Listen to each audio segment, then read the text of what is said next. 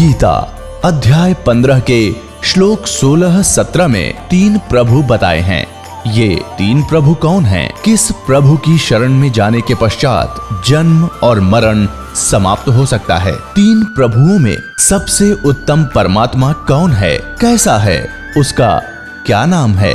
इन सभी गूढ़ रहस्यों को जानने के लिए अवश्य सुनिए जगत गुरु तत्वदर्शी संत रामपाल जी महाराज के अमृत वचन। परमात्मा की वाणी गरीबदास साहिब जी इंसान थे, अनएजुकेटेड थे और अक्षेत्र के अंदर जहाँ वो रह रहे थे उन्होंने उन्हीं लोगों को समझाना था। इसलिए उन्होंने, वैसे तो सर्वज्ञ थे, सारी भाषाओं से परिचित थे, इनमें सब भाषाओं का समावेश अपनी वाणी में, तो उसमें सिंपल भाषा प्रयोग की है। तो जैसे तो इसलिए उनको आप जी अब नहीं समझ सकते थे। इस दास के ऊपर मेहर करी के हमारा जन्म भी उसी समय से हुआ है कि हमें सारे देसी शब्द याद हैं, अपने स्वदेशी लोकल शब्द याद हैं, और इस वाणी को इसलिए हम समझ पा रहे हैं। यदि इस वाणी को अब वर्तमान के 10, 15, 20 साल से जन्मे बच्चे पढ़ रहे हैं तो इनका कुछ भी याद ना हो, ये समझ नहीं सके इसमें लिखा की है। जैसे बहुत से देसी शब्द हैं इसके अंदर, तो इसलिए पासिंग शब्द इन लड़का का याद भी ना होगा, बच्चा ने पासिंग क्या न कहे। तो पहले एक तराजू हुआ करती थी, बैलेंस तुला होती थी, उसके बीच में एक डंडा होता था और डंडे के बीच में एक रस्सी बांध रखी, छोटा सा रस्सी बांध देते, उसको पकड़ते थे और वो ऐसे लंबी डंडी और उसके नीचे पलड़ लटका करते। और वो जो व्यापारी सौदा तोलने आते थे किसी किसान के, हमने देखे वो सारी क्रियाएं। तो सबसे पहले किसान कहता था कि तू ये तेरी पालड़ी में तो तराजू में गड़बड़ हो, इसको करके दिखा बैलेंस सही। तो वैसे दिखाता था, जब उसमें कोई गड़बड़ होती, कुछ कमी होती, तो उसको यानी ठीक करने के लिए, एरर ठीक करने के लिए वो पालड़े ऊंचे नीचे होते, उसमें कोई गड़बड़ होती तो एक तरफ जिधर जौन सा ज़्यादा ऊंचा होता उसकी तरफ कुछ कणक, जैसे गेहूं तोल रहा है सेठ, तो गेहूं ही 2 मुट्ठी गेहूं उठा के उधर डाल देते थे, फिर वो पलड़े उसके बैलेंस के तुला के बराबर हो जाते थे, उसमें डिफेक्ट नहीं रहता था। और फिर उसी की तरफ वो रख दिया करते थे बट्टे, और दूसरा जो फरी रहता था पलड़ा, उससे फिर गेहूं गद्दा गद तोला करते थे। कहने का भाव ये है, जो पासिंग रखी गई कणक उस तुला की एरर को ठीक करने के लिए वह इतनी है, वो एक तरफ रखी, उसका उस सौदे में कोई लेन देन नहीं है जो सौदा हो रहा है। तो यहां परमात्मा कह रहे हैं, 3 सतनाम पालड़े रंग होरी हो, और दूसरे में 14 लोक चढ़ावे राम रंग होरी हो। ये 3 लोक पासंग धर रंग होरी हो, तो ना तुले तुलाया राम रंग होरी हो। पुण्यात्मा, आप तो बालक हो, यदि कोई आपको ये दिखावे जिसने जीवन में कभी लाल ना देखा हो, हीरा ना देखा हो, वो इतना होता है 200 ग्राम का मुश्किल तय, एक पत्थर चमकीला, और उसको कोई ये कहे कि ये 9 करोड़ की कीमत का है, आम आदमी कतई नहीं माने है कि ना ये पत्थर है 9 करोड़ का, 9 करोड़ में तो गाड़ी भर जाए, पैसे की नहीं हो सकता। लेकिन जिसको उसका ज्ञान है वो नो कहेगा कति 100 की 100 बात है, ये तो 9 करोड़ का लाल है। तो ये जो सिमरन है जो आपको दास बता रहा है, परमात्मा ने बताया है, ये ज्यों की ज्यों कीमत का है। अब जैसे सतनाम क्या है, इसमें 2 अक्षर हैं, एक ओम और दूसरा तत्संकेतिक। इन दोनों का सिमरन होता है श्वास उश्वास से। तो एक श्वास उश्वास से विधिवत किया हुआ, अपने आप कोई मनमाना यो नाम किसी से पता लग जा रहा, पर जाप करने लग जाओ, उससे कोई लाभ नहीं होगा। तो इसका एक सिमरण इतनी वैल्यू रखता है। अब देखो, एक सारा दिन मान ले न्यू कर राम राम राम राम, पहले तो राम नाम जपण का नहीं, इससे कोई लाभ नहीं होगा, मोक्ष लाभ नहीं होगा। राम का अर्थ क्या है? जैसे हम सत साहिब कहते हैं, ये सत साहिब हमारा कोई जाप का मंत्र नहीं है, ये तो हमें एक ये कोड वर्ड समझो हमारा कि हम इससे परमात्मा की याद ताजा करते हैं। सत्य का अर्थ है अविनाशी, सच, और साहब माने भगवान, यानी परमात्मा की भक्ति ही सत्य है इस मनुष्य जीवन में। बाकी हमारे साथ कोई भी वस्तु जाने वाली नहीं है।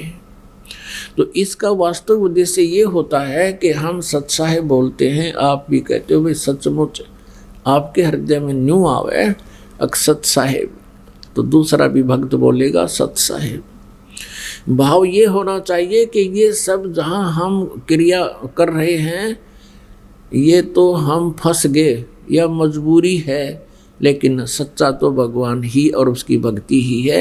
ये मूल उद्देश्य, सच्चा काम तो यही है, ताकि फिर वो भक्ति याद रहे उसके। जैसे राम राम बोला करते थे, राम का अर्थ है कि परमात्मा ही सब कुछ है, परमात्मा के अतिरिक्त कुछ नहीं है। और उसकी साधना जैसे भी उन ऋषि महर्षि बताया करते थे, वो ओम नाम देते थे और कहते थे कि कोड वर्ड बोलना, ओम ओम ओम नहीं कहना किसी को, ओम ओम दूसरा भी फिर बोल भाई ओम ओम नहीं। इससे क्या होता है कि फिर तुम अनधिकारी होने के कारण उस मंत्र को दूसरे को बोल देते हो, तो आप उसके गुरु हो गए, आप अधिकारी हैं नहीं, वो दोषी हो गया, आप भी दोषी हो गए। तो उसके लिए उन्होंने कोड वर्ड बनाए थे कि राम राम बोला करो। जैसे सुबह सुबह कोई व्यक्ति मिलता है एक दूसरे से, तो उनसे कहते जैसे अब हम सत साहिब बोलते हैं, पहले हम राम राम बोला करते हैं, तो सामने वाला भी कहता था राम राम। अब ना तो उस राम का बेरा, ना उस नाम का पता, वो राम राम जरूर कहते थे। अब ऋषि जी ओम नाम देते थे, लेकिन इसको गुप्त रखने को कहते थे कि तुम किसी को बताना नहीं है ये मंत्र, क्योंकि यदि शिष्य किसी शिष्य को ये नाम बताता है तो वो स्वयं भी दोषी हो जाता है, और कोई व्यक्ति उसके कहने से उसका जाप शुरू कर देता है तो वो भी दोषी हो जाता है। जैसे कोई नकली पासपोर्ट बनाता है, लाइसेंस बनाता है, तो दोनों दोषी हैं, वो अधिकारी नहीं। इसलिए इसको गुप्त रखा करते थे और कहते थे राम राम। राम राम का अर्थ है कि भाई भगवान गुरुदेव ने जो नाम दिया है, परमात्मा की भक्ति करते रहना, कहीं काम में कार्य के अंदर संसारी काम में भूल ना लग जावे। तो चलते चलते कोई राम राम कहता था, उसको याद आती थी, ये संकेत करते थे कि तुमने ये नहीं कहना कि ओम नाम जप ले, गुरुजी ने बता रखा है, कदे भूल लाग जा, नहीं। वो यूँ बताया करते ऋषि जन कि तुम एक दूसरे से भगवान की भक्ति याद दिलाते रहना, यहाँ भूल बहुत शीघ्र पड़ती है। तो कहीं तुम आपस में मिलो तो बोलना राम राम, सामने वाला समझ जाएगा कि ये कह रहा है कि भक्ति ना भगवान का वो नाम जाप कर ले, कदे भूल पड़गी हो। जैसे आप खेतों में जा रहे हैं, मजदूरी पर जा रहे हैं और अन्य किसी कामवश सफ़र कर रहे थे, पहले तो सफ़र पैदल करते थे, तो रास्ते में कोई व्यक्ति मिल जाता और उसका भूल पड़ जाती थी कोई इधर उधर के विचारों में, सामने वाला कहा करता राम राम भाई राम राम, फिर वो कहता था राम राम राम राम राम राम, ओहो कहता मैं भूल गया था भाई। अब तो वो मन आध घंटे तक फिर श्रवण होता रहा उसका, फिर भूल सी पड़े, इतने कोई फिर टकरा जा राम राम कहने वाला। तो कहने का भाव ये है कि फिर वो मंत्र याद रहते थे, वो जब भक्ति करते रहते थे। लेकिन कहते हैं राम नाम जप कर थर होई, सत्य नाम में मंत्र दोई। राम नाम जप के थर होई, थिर सथिर माने फॉर एवर, सतलोक में रहना, फॉर एवर, यानी फिर कभी लौट कर नहीं आओगे। उसको राम नाम जप कर थर होई, और सत नाम में है वो मंत्र दोई। ये है वो राम नाम, वो सतनाम के 2 अक्षर का ये राम नाम है। और वो राम नाम जपते थे केवल एक ओम ही। तो ये इनकम्प्लीट था, और उनकी जाप करने का तरीका भी एक मजदूर वाली कमाई थी। दास जो आपको बताना चाहा था, अब उस पॉइंट पर आया है कि वो जो साधना थी मौखिक जाप की, ओम ओम ओम ओम ओम ओम, फिर कोई न कोई ओम, 1 घंटे में कौन ओम कौन, ये सारी बकवाद थी। तो ये इसलिए तो वो तो 10 लाख बार मौखिक जाप करे, और एक बार श्वास से जो दास बतावेगा, वैसे अपने आप चाहे वो ओम वाले उपकरण भी लाग जी, उससे कोई लाभ नहीं होगा, क्योंकि उनका तो आदेश वैसे ही करना है। तुम वैसा करोगे तो वो तुम्हारे भगवान का आदेश खंडन होने से दोषी हो जाओगे। और हमारे भगवान का आदेश है, श्वास उश्वास में नाम जपो, व्यर्था श्वास मत खो, ना जाने इसे श्वास को हो, आवण हो कि न हो। अब हमारे भगवान का तो आदेश है कि श्वास उश्वास से नाम जपना है, और इनके भगवान का आदेश है कि उच्चारण करके करना है। तो अगर वो उच्चारण ना करके वैसे करेंगे तो उनको वो उसका आज्ञा की अवहेलना होने से भी अपराधी है। यानी इस काल ने तो आपको यहाँ फंसा कर रखना है। इसका उद्देश्य यही है कि आत्मा, इसको मालूम है कि आत्मा भक्ति बिना नहीं रह सकती। इसको परमात्मा की तरफ उसी दिन से होगी थी जिस दिन से ये सतलोक से इस काल के साथ आई थी। उसी दिन से प्रभु की आवश्यकता इसको महसूस होने लगी थी, और आज तक हम उसको प्राप्त नहीं कर सके, क्योंकि हम काल के द्वारा भ्रमित ज्ञान पर आश्रित रहे। उस अज्ञान को हटाने के लिए स्वयं परमेश्वर कबीर देव जी आते हैं, और वो ऐसा ज्ञान सुनाते हैं, और ज्ञान सब ज्ञानड़ी, ये कबीर ज्ञान सो ज्ञान, जैसे घोड़ा तोब का अब करता चले मैदान। ये तोब का घोड़ा था परमात्मा की, ये सतभक्ति, सतनाम, सच्चे नाम, सही मंत्र। तो इस प्रकार आप जी इस भक्ति को विधिवत करके धनी हो जाओगे राम नाम के। कबीरा सब जग निर्धना, धनवंता ना कोए, धनवंता सो जानियो, जिस पे राम नाम धन होवे। अब कौन से राम का धन, कौन से राम का नाम है? हमारा राम का नाम है ये 3 मंत्र का, ओम तत् सत। ओम ब्रह्म की मजदूरी, और तत् सांकेतिक है, ये अक्षर पुरुष की मजदूरी, और सत जो सार नाम है ये परम अक्षर ब्रह्म की पूजा। ये परम अक्षर ब्रह्म की पूजा। अपनात्माओं, साधना और पूजा में बहुत अंतर होता है। साधना तो एक समझो एक मजदूरी है, और पूजा जो है ये हृदय से उसकी चाह है, उसके अंदर एक अपनी समर्पणता है। तो इस प्रकार हमने पूजा तो पूर्ण परमात्मा परम अक्षर ब्रह्म की करनी है, और अन्य भगवानों के जो साधना आपको दी है ये भी करनी है, क्योंकि इनके ऋण से मुक्त होकर ही हम सतलोक जाएंगे। जब हम सतलोक से आए थे हम बहुत पुण्यकर्मी प्राणी थे, हमारे साथ राम नाम का धन बहुत घना था। उस धन को इसने बर्बाद कहाँ करवाया? इस ठग ने ब्रह्मलोक में एक वो बना दिया, स्वर्गलोक, महास्वर्गलोक, और हमको वहाँ रखा। सारे ठाठ बाट, खूब बढ़िया फल, झरने बह रहे हैं, हीरे पन्ने जो ना वो पहाड़ बना रखे हैं हीरे जैसे पत्थरों के, सुंदर सुंदर सारा दिन।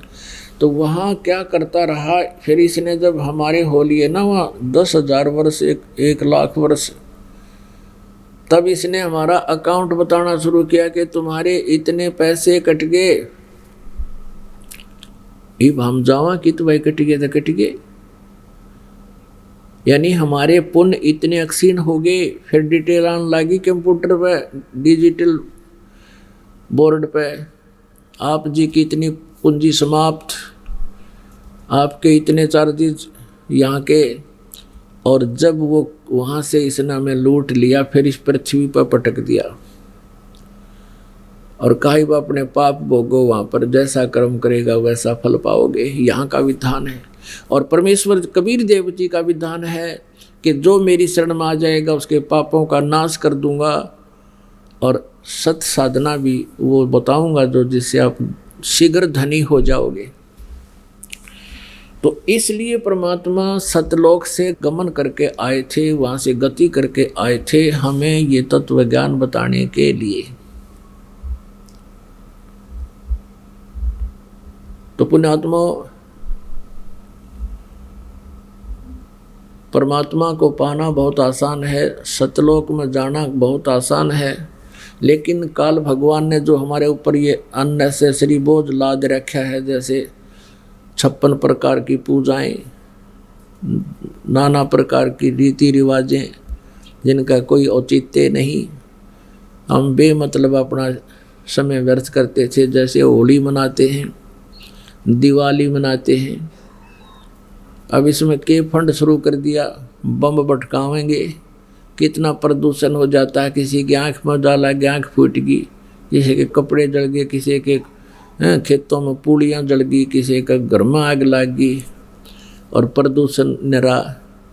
और सारी रात बड्डा है बड़ कोई मरीज है, बीमार है, उसने वो परेशानी रहे। ये कोई खुशी का तरीका है? और फिर उद्देश्य क्या? मिला इस दिन भगवान श्री राम सीता ने लेकर आया था, दिवाली वाले दिन वापस आया था, और वह गई भी तो थी कड्डी उसने 2 साल बाद से। फिर वो क्यों ना मनाया जिस दिन वह माँ दुखी रही, सारी उम्र तंग पाई। इस एक दिन के दिवाली वाले दिन ने के दे दिया सीता जी को, आजीवन भटकती रही, एक जंगल में टाइम पास किया, 2 बच्चों को लेकर के रहती थी। तो ये काल ने हमें ऐसा बना रखा है कि हम या तो भक्ति करें, नहीं करें तो ड्रामा सा करें, बस फिर इनको डाल दे इसमें 84 लाख योनियों। तो पुण्यात्माओं, परमात्मा कहते मेरे हंसा भाई, हंस रूप था जब तू आया, अपना स्वरूप भूल में भूल जाता ते जीव कहाया।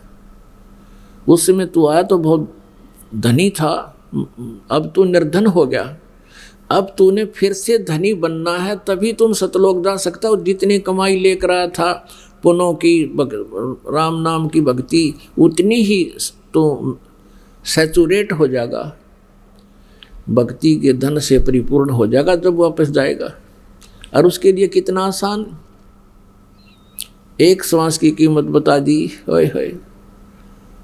तो पुण्यात्मा, अब कितनी पूंजी लेकर आए थे हिसाब ला लेना। और ये सिमरन आजीवन करते रहोगे, जब तुम भक्त सतलोक जाने योग्य होगे तो हम कितने धनी थे, अब हमने किस प्रकार उतना ही धनी बनना है। जैसे गीता जी अध्याय नंबर 8 के श्लोक नंबर 1 में गीता ज्ञानदाता से अर्जुन ने पूछा कि आपने जो 7वें अध्याय के 29वें श्लोक में जिस तत्परम के बारे में जानकारी दी है कि उस तत्परम को और सारे अध्यात्म ज्ञान को और सभी कर्मों को जो जानता है वो केवल जरा और मरण से छूटने का ही प्रयत्न करता है। वो फिर संसार की किसी वस्तु की डिमांड नहीं करता, वो तो यहाँ से जन्म और मृत्यु और बुढ़ापे से डर के सतलोक जाना चाहता है। 8वें अध्याय के प्रथम मंत्र में अर्जुन ने पूछा कि फिर किम तत्परम, वो तत्परम क्या है। 8वें अध्याय के 3रे श्लोक में गीता ज्ञानदाता ने कहा कि वो परम अक्षर ब्रह्म है।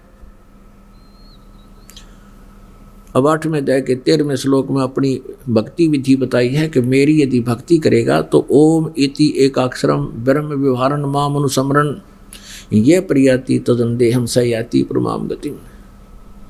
मेरी साधना मुझ ब्रह्म का एक ओम अक्षर है, नथिंग एल्स, ओम मंत्र है, बस एक ओम मंत्र।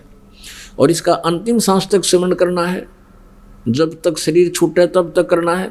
और परमात्मा भी कहते हैं राम नाम रटते रहो।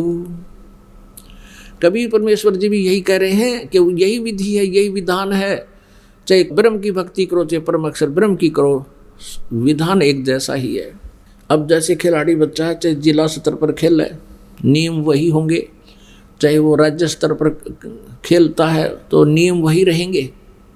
ये जो हठ योग, घर त्याग कर जंगल में बैठ जाना, खड़ा होकर तप करना, उल्टा पैर करके करना, ऊपर न पैर नीचे न सिर, या कहीं झरनों में बैठ जाना और धोने लगा कर तप करना, ये बकवाद थी सारी। परमात्मा कहते हैं नाम उठत नाम बैठत नाम सोवत जागबे, नाम खाते नाम पीते नाम सेती लागबे। यजुर्वेद अध्याय नंबर 40 के मंत्र 15 में स्पष्ट किया है कि वायु अनिलम अथ इदम अमृतम भस्मांतम शरीरम,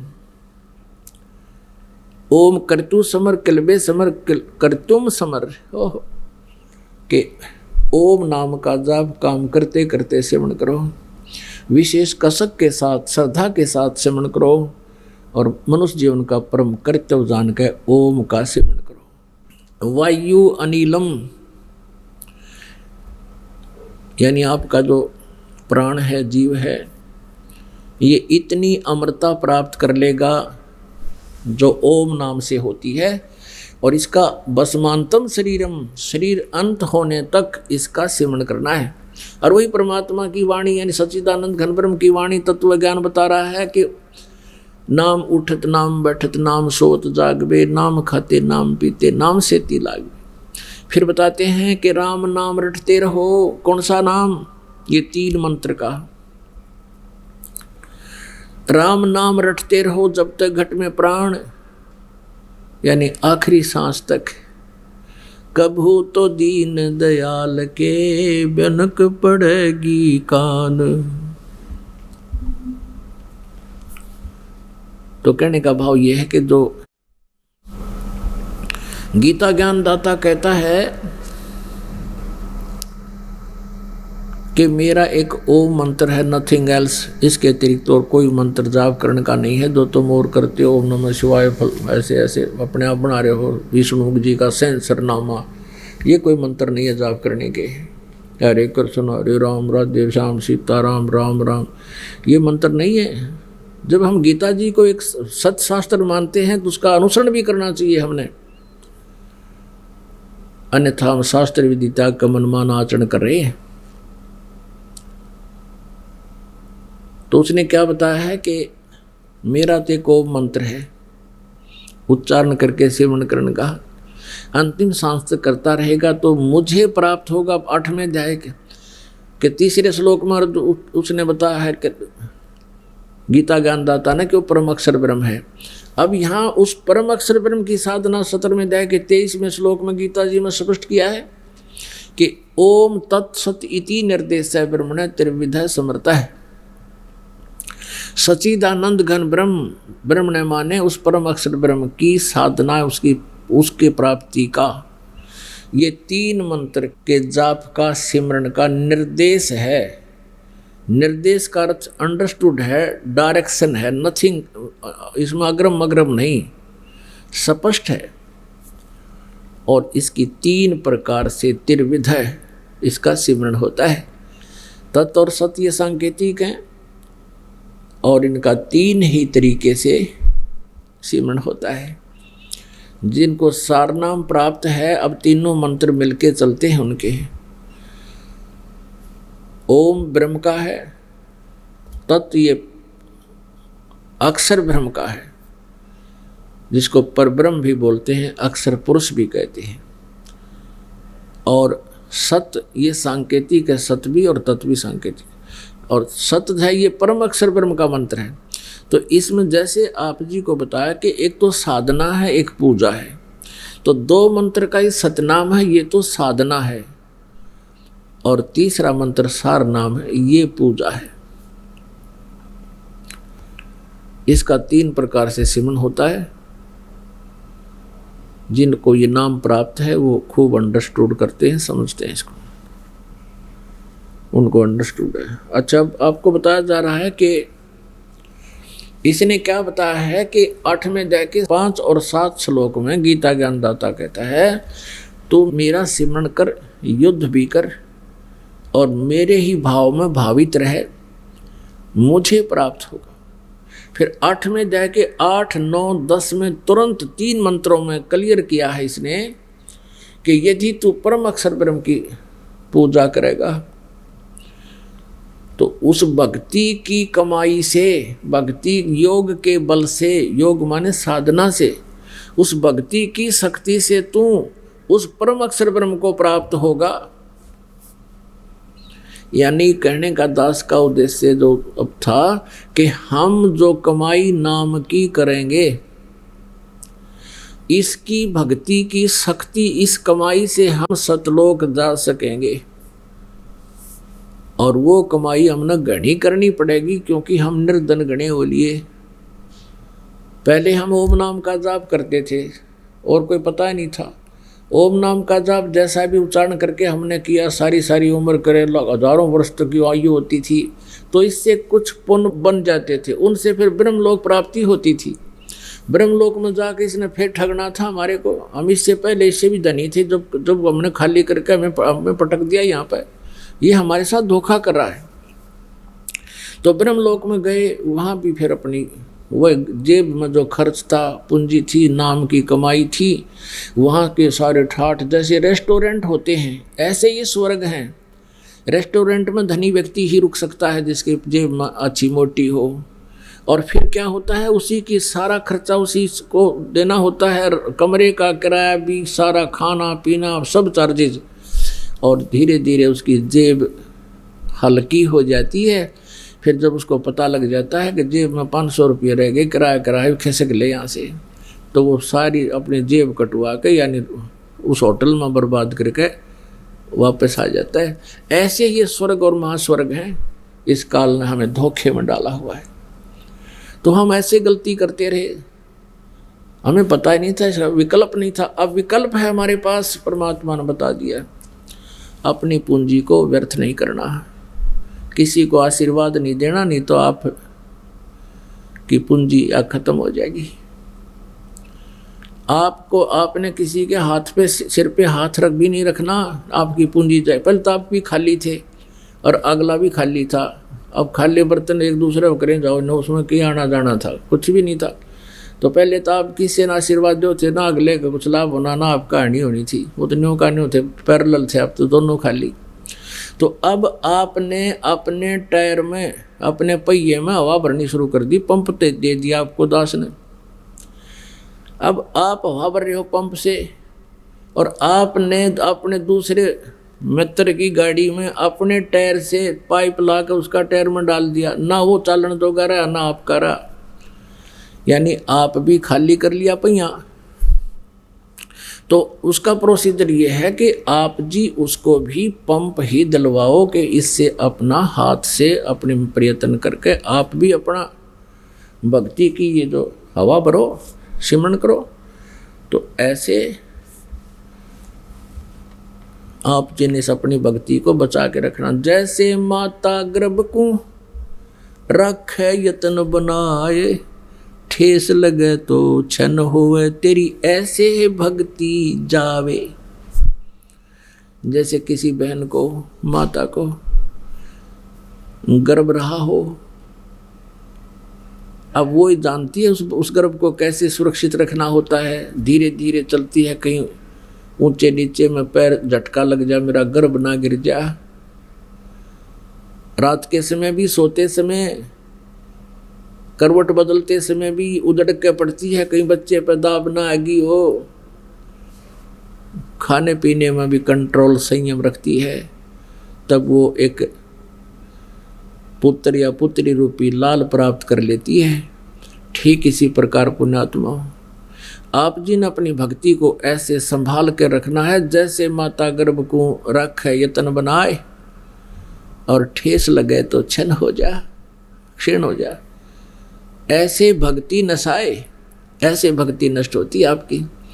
तो आप जी ने मर्यादा में रहना है, मर्यादा को तोड़ना नहीं है।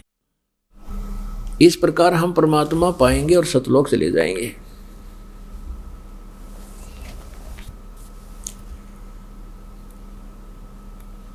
और जैसी हम भक्ति करते रहेंगे उतना ही हमें लाभ मिलता रहेगा। अब परमात्मा ने एक हमें ज्ञान दिया है, यदि हम गलत कार्य करेंगे उसका फल हमारा गलत होगा, परिणाम बहुत भयंकर होंगे। और यदि हम परमात्मा की भक्ति करेंगे तो हमें बहुत लाभ होगा, परमात्मा का प्रोटेक्शन मिलेगा। क्या बताते हैं, मन तू पावेगा अपना किया रे, भोगेगा अपना किया रे। मन तू पावेगा अपना किया रे, भोगेगा अपना किया रे। अब यहाँ का विधान है प्रभु का कि जैसे तू कर्म करेगा वैसा ही फल मिलेगा। तो हम कर्म ही क्यों ना चेंज कर ले, हम उन कर्मों में ही परिवर्तन करेंगे। जैसे हम शराब पीते हैं, मांस खाते हैं या तम्बाकू प्रयोग करते हैं, तो उसका परिणाम हमने भोगना पड़ेगा, वो सितम जुल्म हमने भोगने पड़ेंगे। तो हम अपने कर्मों में ही परिवर्तन करें और फिर सत प्रयत्न करें, फिर देखें। तो क्या बताते, मन तू पावेगा अपना किया रे, भोगेगा अपना किया रे। मन तू पावेगा अपना किया रे, भोगेगा अपना किया रे। भाई राजा राम की कार उलंघी, गई सीता लंक मझारे। राजा राम की कार उलंघी, गई सीता लंक मझारे। सेतु बंधा जब से ना उतरी, वो चढ़ गए पद्म 18। मन तू पावेगा अपना किया रे, भोगेगा अपना किया रे। मन तू पावेगा अपना किया रे, भोगेगा अपना किया रे। लंका तोड़ी बिलंकार तोड़ी, वो महारावण से मारे। लंका तोड़ी बिलंकार तोड़ी, महारावण से मारे। 10 मस्तक रावण के काटे, विभीषण को राज दिया रे। मन तू पावेगा अपना किया रे, भोगेगा अपना किया रे। मन तू पावेगा अपना किया रे, भोगेगा अपना किया रे। प्रहलाद पैज परवान करी है, धर नरसिंह अवतारे। प्रहलाद पैज परवान करी है, धर नरसिंह अवतारे। दीन दयाल दया कर उतरे, एरणा कुश उदर विदारे। मन तू पावेगा अपना किया रे, भोगेगा अपना किया रे। मन तू पावेगा अपना किया रे,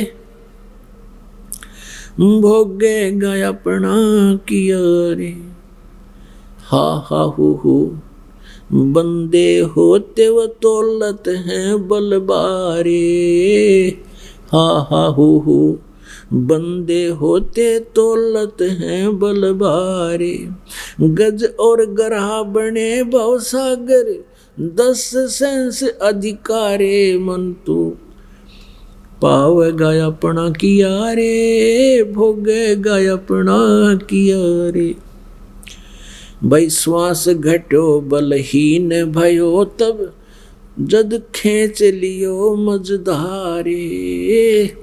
श्वास घटो बलहीन भयो, जद खेच लियो मझधारे। अर्ध नाम रसना से टेरा, वो सुमरत है निरंकारे, मन तू पावेगा अपना किया रे, भोगेगा अपना किया रे।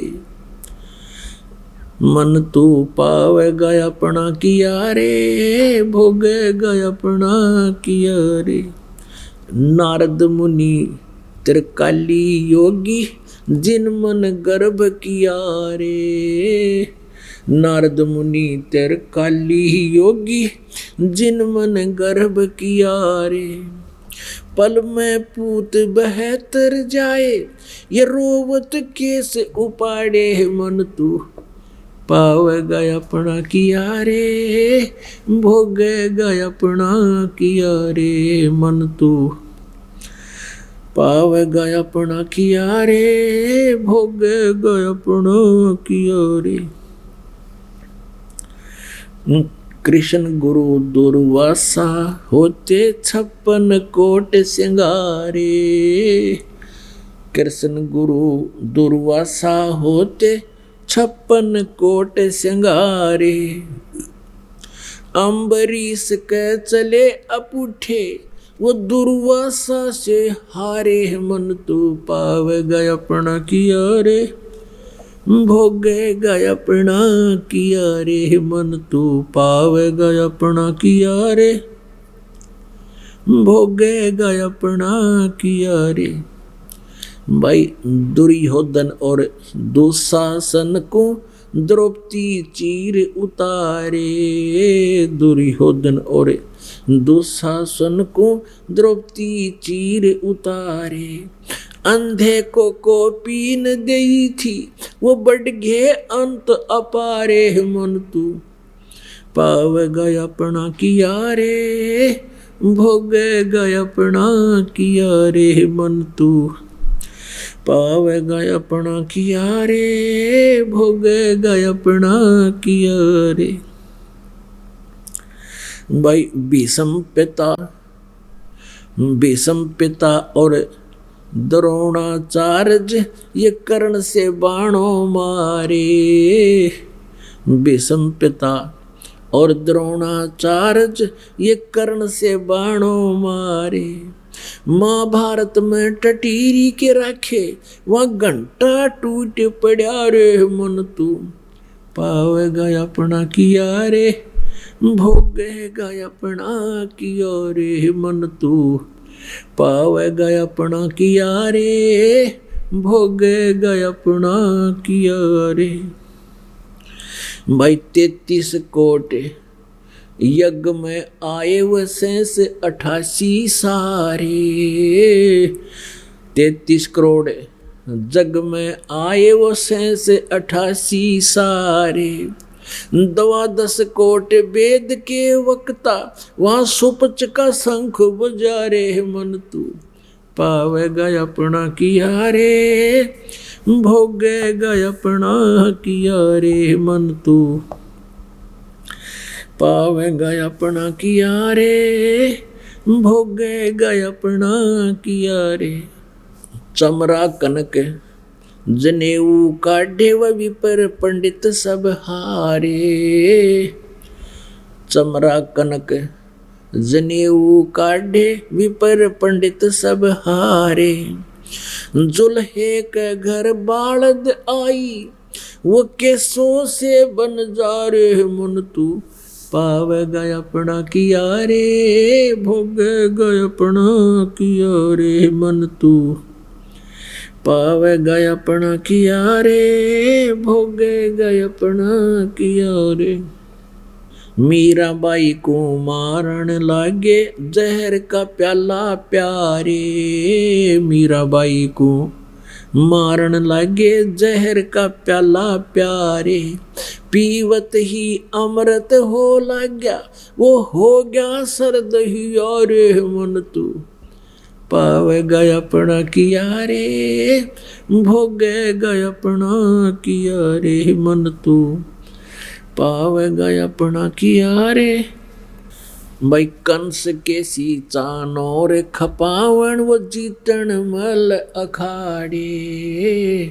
कंस के सी चानोर खपावन जीतन मल अखाड़े।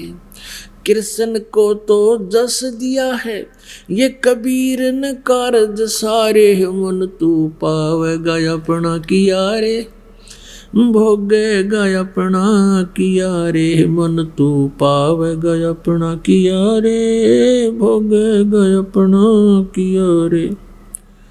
भाई शंखों कृष्ण करें खवासी, धन तू सिरजन हारे।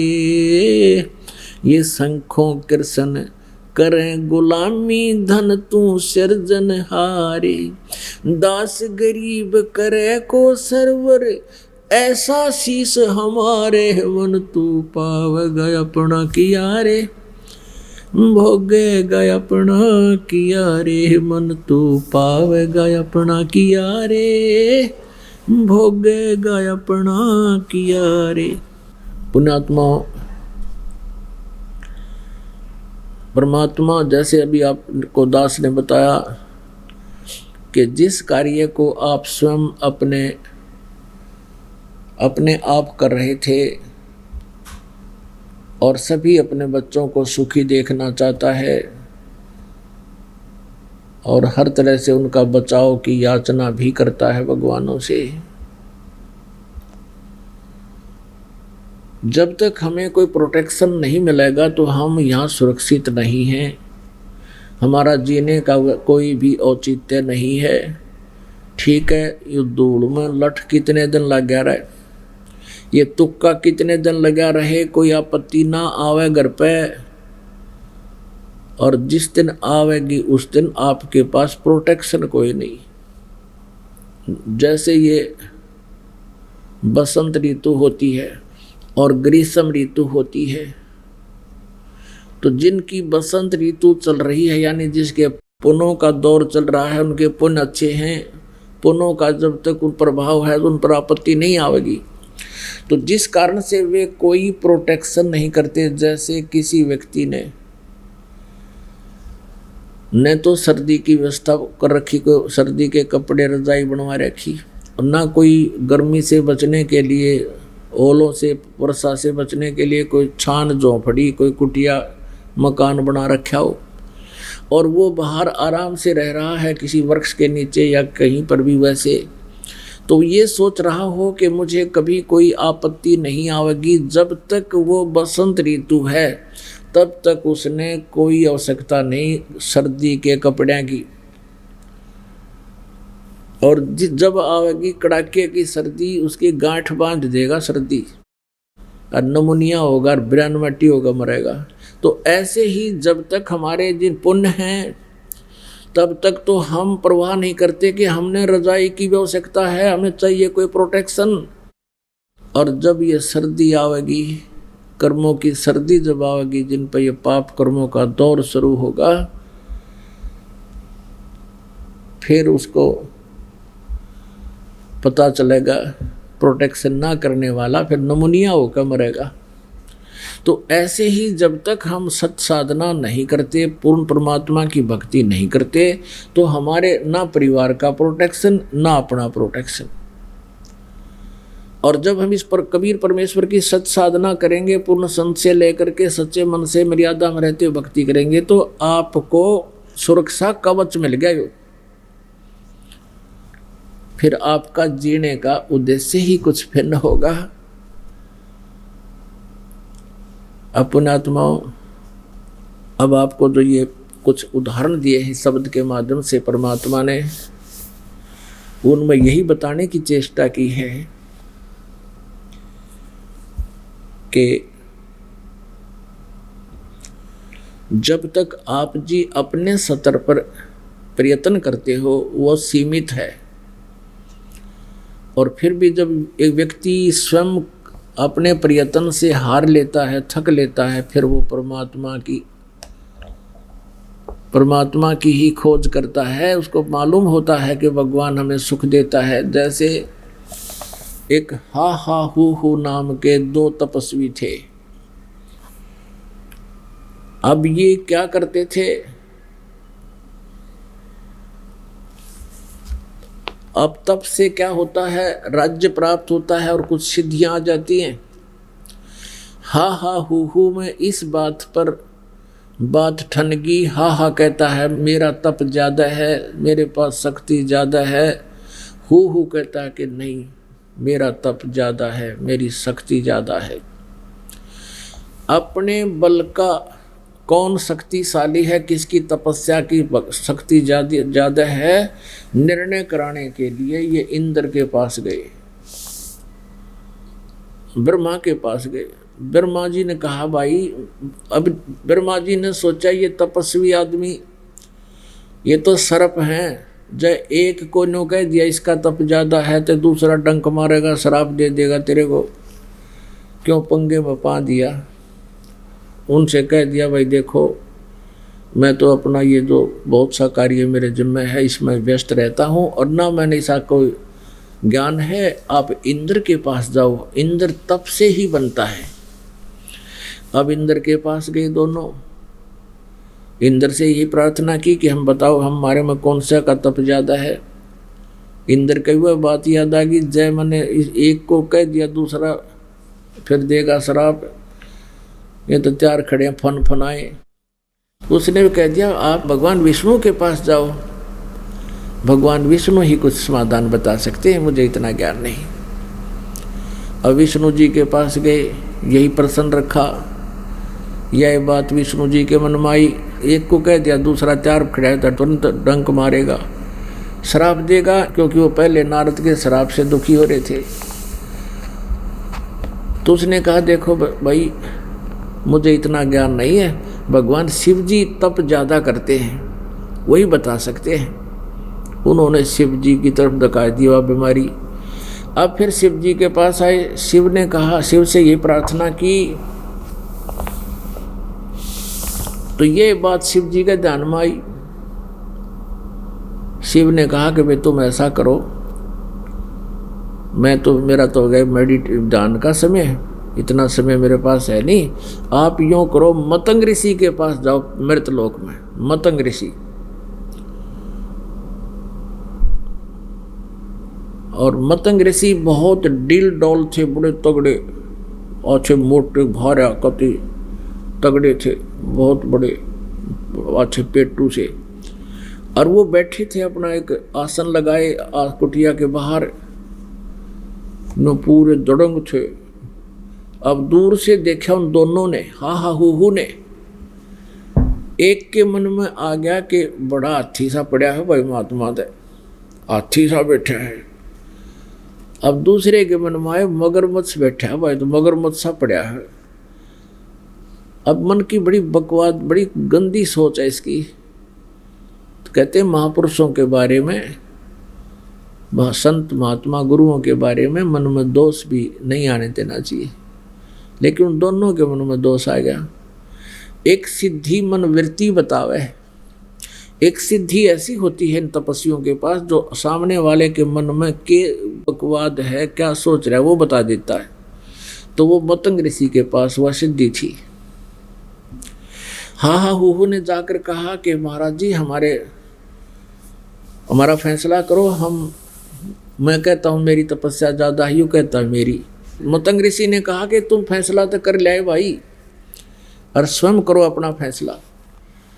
तो तूने क्या सोचा था मेरे बारे में, बड़ा हाथी सा पड़ा है, जा तू हाथी का जन्म ले। और तूने क्या कहा था, मगरमच्छ जैसा है, जा तू मगरमच्छ बन जा। अब उन दोनों का शरीर उड़े छूट गया, दोनों मर गए। एक हाथी बन गया के जन्म लिया, एक ने मगरमच्छ का जन्म हो गया। अब कहते पिछले तब से होते हैं ये सारे अड़ंगे, जो पिछले संस्कारों से ही आपके, जो दास आपको बताना चाह रहा था कि आपके यहाँ कहते हैं, कबीर परमात्मा कहते हैं, एक लेवा एक देवा दूतम, यहाँ कोई किसी का पिता नहीं पूतम। ये तो ऋण संबंध जुड़ा एक ठाठा, अंश में सब 12 बाटा। कहने का भाव ये नहीं है कि माता पिता और ये कोई हमारे नाते, इनको भूल जाओ, इनको छोड़ दो, ये नहीं कहने का भाव ये है। इस गहराई को समझाना चाहते हैं परमात्मा कि आज ठीक है आप पुत्र हो, आपका पिता है, माता है, भाई बहन, पत्नी है, बच्चे हैं, आपकी अब मृत्यु हो जावे, मृत्यु होकर आपका जन्म माने नाइजीरिया में हो जा, उड़ा खाओ कच्चा मांस और बोलो बिरा निके एंड बेंड बोल ना हुआ भाषा है, तो आपका यू परिवार हुआ कैसे, आपका कहाँ से है ये? तो यहाँ संस्कारों से हम जुड़े हुए हैं और हमारे संस्कार है नाइजीरिया मान ले तो वहाँ जन्म होगा। तो यहाँ क्या बताते हैं, पिछले ही संस्कार जो उन्होंने किया था उसी आधार से एक मगरमच्छ बन गया, एक हाथी। अब जब वो दोनों युवा हो लिए उनके, वो आया फिर अपना तपस्या आजमाने का समय, हाथी पानी पीने गया था दरिया पे, मगरमच्छ ने हाथी का पैर पकड़ लिया, मगरमच्छ दरिया में खींचे, हाथी उसने आधा सारा बाहर खींच लिया है, कभी वो हाथी को खींच ले जा, कभी हाथी उसने बाहर, ऐसे कहते हैं 10,000 वर्ष से भी अधिक समय तक ये ऐसे अपना वो खींचातानी करते रहे। शाम के समय छोड़ दें, वो अपना चारा चरावा, सुबह आते फिर हाथी पैर पकड़वा, देख ले पकड़े हम देखूं, और मगरमच्छ उसने फिर घसीटे, वो उसने घसीटे। तो फिर क्या हुआ कि उसके हाथी के जो आसपास साथी थे उसके, वो क्या करते थे, आसपास से वो केले के वृक्ष तोड़ तोड़ के लाया करते, उस हाथी ने छकाया करते, फिर नो अक्ताली तो लड़ उसके ला कर कुश्ती। अब क्या हुआ कि आसपास के सभी वो 10,000 वर्ष थोड़े हुए, सारा जंगल खाली हो गया, खा गया उन्हें। अब हाथी के पास उसके साथी थे, वो चले गए, कुछ मर गए, वो भूखा रहने लगा, उसको पूरा आहार भी नहीं मिल रहा था, वो कमज़ोर हो गया, बलहीन हो गया। अब मगरमच्छ का तो वहाँ सारी व्यवस्था थी, नरी मछलियाँ पैदा हुए और खाओ खूब डट गए। तो उसने क्या किया, हाथी को खींचना शुरू किया जल में, खींचते खींचते एक मिलीमीटर जब उसका समझो सूंड बाहर रह गया, सूंड। अब हाथी का श्वास सूंड में के माध्यम से आता है, हाथी सारा चला गया और सूंड का समझो जल में जाती और मर जाना था उसने। तो उस समय हाथी ने परमात्मा याद किया, आधा एक पाया था, राम पूरा भी नहीं बोला था, यानी कसक के साथ बोला, राम रोम तक आना था, वो अंदर की पुकार करी थी वह। तो वो हृदय की जो पुकार है वो आत्मा का साथी कौन है, आत्मा का आधार कबीर परमेश्वर है। अब वो परमात्मा ने उस सुदर्शन चक्र छोड़ा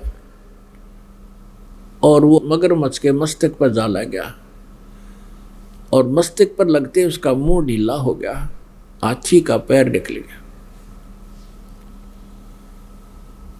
अब परमात्मा कहते हैं 100 छल सिद्धर मैं करूं, क्योंकि यहाँ ब्रह्मा विष्णु महेश जी की महिमा बहुत अधिक है, और इसलिए परमात्मा चाहते थे कि इनमें आस्था बनी रहे, ये किससे न भी जाप करें, लेकिन इनको मिल रहा है प्रारब्ध ही, और दे रहा है वो पूर्ण परमात्मा कबीर ही, परम अक्षर ब्रह्म ही। जैसे गीता जी अध्याय नंबर 15 के श्लोक नंबर 16 और 17 में 3 प्रभु बताए हैं, 3 पुरुष। एक सर पुरुष ये 21 ब्रह्मांड का स्वामी ब्रह्म है, इसको सर ब्रह्म भी कहते हैं, और एक अक्षर पुरुष है, ये 7 संग ब्रह्मांड का स्वामी है, और तीसरा ये परम अक्षर ब्रह्म है, परम अक्षर पुरुष है। गीता जी अध्याय नंबर 15 के श्लोक नंबर 16 में कहा कि ये सर पुरुष और अक्षर पुरुष तथा इनके अंतर्गत जितने भी प्राणी हैं सभी नाशवान हैं, जीवात्मा किसी की नहीं मरती। फिर 17वें श्लोक में कहा 15वें अध्याय के गीता जी में कि उत्तम पुरुष है तू अन्य परमात्मा इति उदाहरते, ये लोग तरमाविश्य विवर्ती अवैश्वर है, कि उत्तम पुरुष श्रेष्ठ प्रभु तो इन दोनों से कोई अन्य है, जो सरपुरुष और अक्षर पुरुष है वो परम अक्षर ब्रह्म है, और वही परमात्मा कहलाता है, और वही तीनों लोकों में प्रवेश करके सबका धारण पोषण करता है, यानी सबको कर्माधार से भी वही दे रहा है। या भूल ईब मिटेगी, हम जो इनको ब्रह्मा विष्णु महेश जी को ही क्रेडिट दिया करते थे, अब आपका कंसेप्ट क्लियर हो जाएगा। तो ये परमात्मा ये चाहते थे कि कलयुग तक जो ये पीक टाइम भक्ति का आना था ये अब चल रहा है। इस तक ये भक्ति की आस्था, परमात्मा की सतिथि, परमात्मा की महिमा इन भक्तों के, श्रद्धालुओं के हृदय में जची रहे, ताकि ये भगवान को ढूंढते रहे। और फिर इस समय के लिए परमात्मा ये सब कार्य करते हुए आ रहे थे, वो महिमा के भूखे नहीं है। तो जो विष्णु जी का पुजारी था उसको विष्णु रूप में दर्शन दे दिए और आके कहा, चल भैया थी, छोड़ शरीर, तेरे को स्वर्ग ले भेज देता हूँ। तो उसने, मगरमच्छ ने कहा, प्रभु हम लड़ाई तो दोनों ही कर रहे थे, या तो 148-149 दोनों आप लाग रही थी, आप इसको मोक्ष क्यों कर रहे हो और मुझे क्यों नहीं कर रहे, मुझे स्वर्ग क्यों नहीं भेज रहे? तो भगवान ने परीक्षार्थ कहा, भी इसने तो याद किया भगवान ने। बोला जी यूँ याद करे था, और मेरी भी आस्था उस समय भगवान में थी। जैसे जब इसने कसक के साथ भगवान याद किया, पर मैं अभिमानवश छोड़ नहीं पा रहा था, आपकी याद मुझे भी इतनी आ रही थी। कहने का भाव ये है कि जो कसक के साथ जो ज्ञान सुनाता है और उतने ही लगन के साथ श्रोता सुनता है, दोनों को बराबर लाभ होता है। तब भगवान ने कहा, ठीक है भाई, चल दोनों तुम्हें स्वर्ग भेज देता हूँ, लेकिन ये पंगा फिर मत पाइयो, अभिमान मत कराया करो। जिसकी जितनी भक्ति अपना प्रयोग कर, तुमने के पहलवान पकड़ना था यहाँ पे, अंडे के धक्के खांदे के दुर्गति करवा ली तुमने। तो कहने का भाव ये है पुण्यात्माओं, दास जो आपको बताना चाह रहा था वहीं घुमा कर लाया है कि जैसे इन पहला तो अपना अंगा जमाया, मैं शक्तिशाली मनु खींच ले जाऊंगा और वो नु को मुझे डबो का मार दूंगा। आखिर में इन्होंने भी मालिक को याद किया, और जब इनका फैसला हुआ तो आपको दास यही संदेश देना चाहता है कि जो तुम स्वयं अपने प्रयत्न से धनी बनना चाहते हो कभी नहीं बन सकते, और ये संस्कारों का फैसला भी नहीं हो सकता। आप परमात्मा को याद करो, बिरान मट्टी करवा कर उस नहीं याद करने पड़ेंगे, पहले क्यों ना कर ले। तो इस प्रकार आप भक्ति करो, आपका मोक्ष होगा। बोलो सतगुरुदेव की।